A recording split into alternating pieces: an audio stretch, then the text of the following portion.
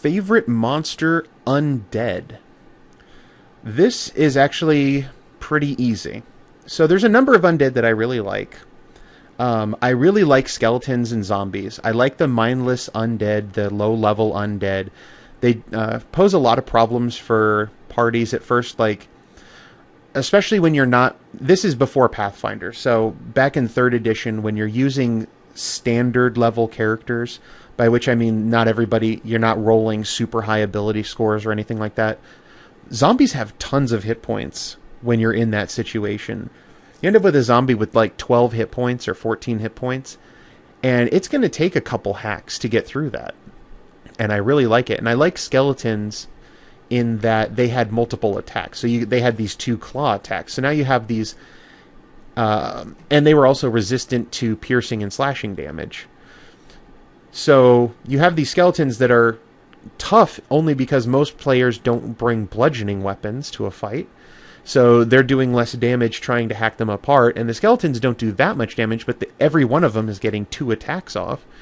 And then you have these zombies that, yeah, you can go ahead and hack into them with your axes and swords as much as you want, but they have a lot of hit points.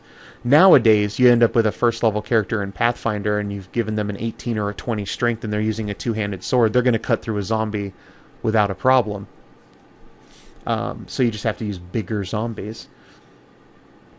But I really love... I mean, it's classic fantasy imagery to have the skeleton rising up with, you know, like a sword and shield.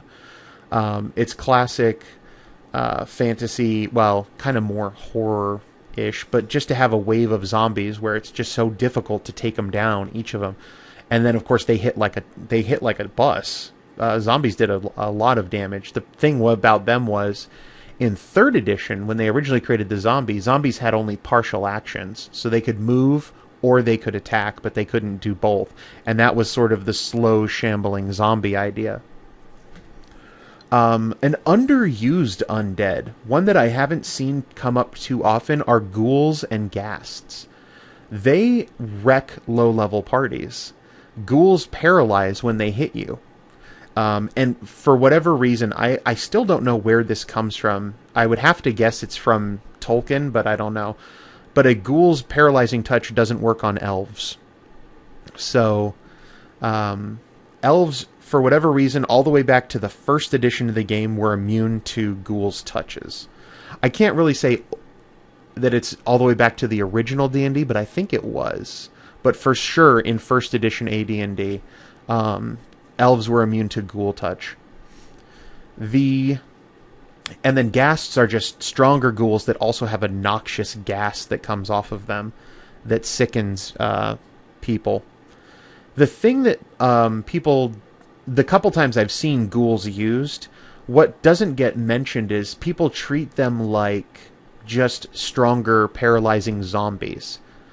But zombies and skeletons are mindless. Ghouls actually have regular intelligence. So ghouls should be able to interact with a party on an intelligent basis. They should use more intelligent tactics. They can totally speak and understand language. And ghasts, you know, just more so. So I like the idea of having intelligent ghouls, and I really kind of want to make a ghoul into a villain. Just, you know, it's a ghoul, but he's smart and he knows how to do stuff and he can organize other creatures to work with him. Then there's a bunch of weird undead. Mummies are okay. I don't like mummies as much, only because they're so heavily Egyptian flavored. I know that there are totally mummies from many different cultures around the world.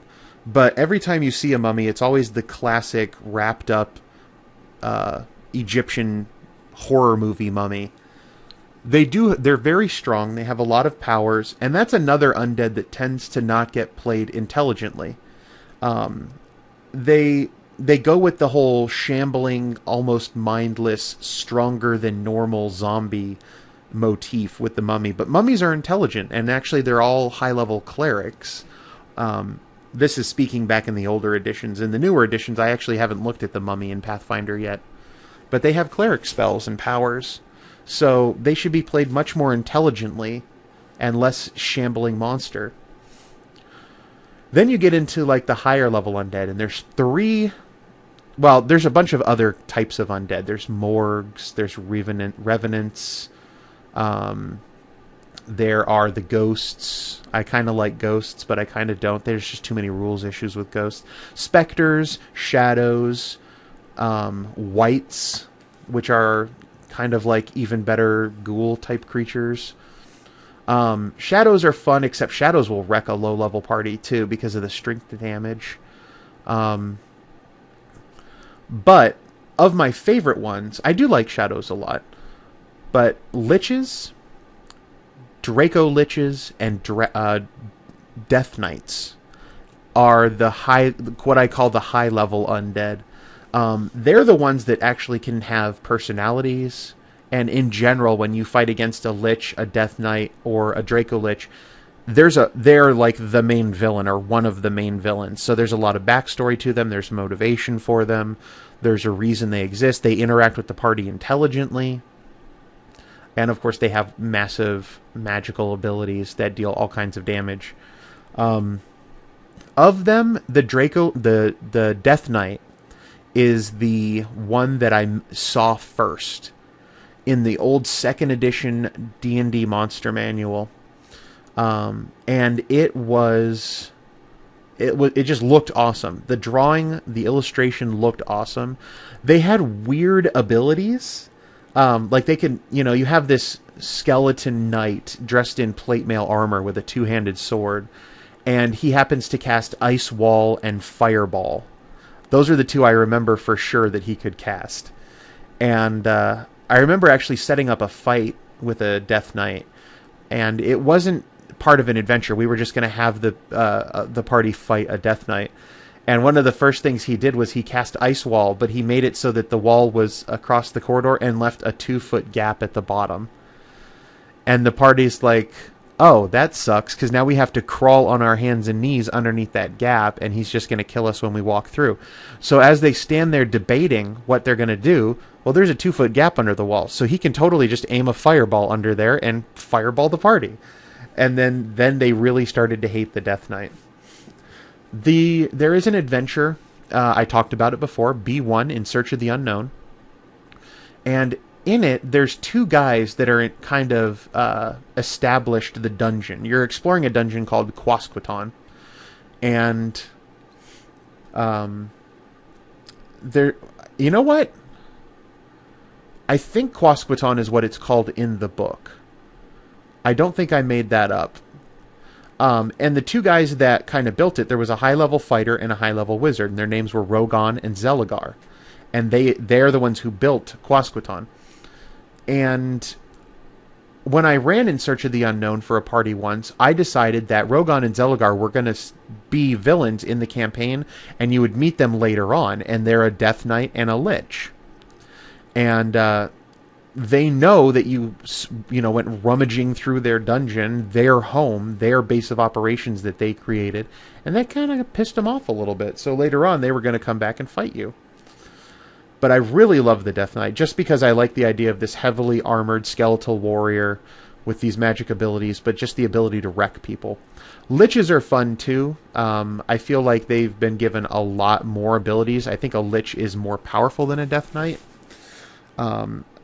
And there's a certain draw there for, spellcasters to turn themselves into these Liches. Whereas for Death Knights, I can't remember exactly how you become a Death Knight back in 2nd edition, but I don't think it was a process that you specifically undertook.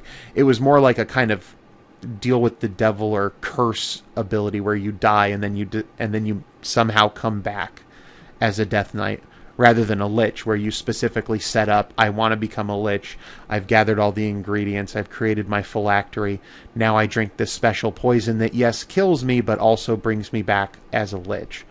It's a lot more methodical and process-based. So I kind of like that idea, too. So those are probably tied-ish for my favorite. You would think the Draco Lich would be my favorite, but as much as I love the idea of a giant skeletal dragon, the Draco Lich just doesn't do it for me as much as a regular dragon does. It is kind of cool, though, to maybe, like, if you kill a dragon and then it turns out to be a Draco Lich, after you've killed it. And I know it featured heavily into Forgotten Realms storyline, where there's the Cult of the Dragon that's constantly trying to gather the ingredients to turn dragons into Draco Liches, and you have to foil them.